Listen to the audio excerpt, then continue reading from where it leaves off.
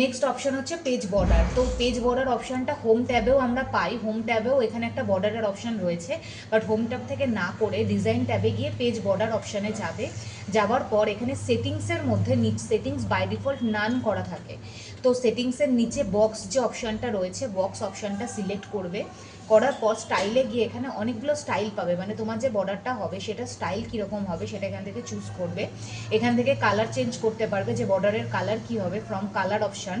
দেন width change করলে কি হবে, তোমার বর্ডারটার মানে কতটা মোটা হবে, থিকনেস কতটা হবে সেটা এখান থেকে ম্যানুয়ালি চেঞ্জ করতে পারবে, দিয়ে ওকে করলে দেন পেজটার চারপাশে বর্ডার ক্রিয়েট হয়ে গেল।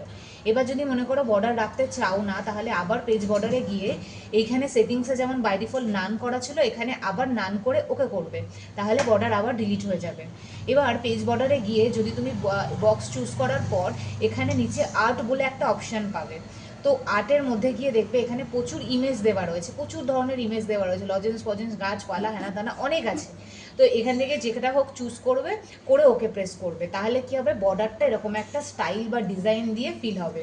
তো এটাকেও ডিলিট করতে গেলে পেজ বর্ডারে গিয়ে নান চুজ করবে, সেটিংস থেকে নান, দেন ওকে, দেন পেজ বর্ডার ডিলিট হয়ে যাবে।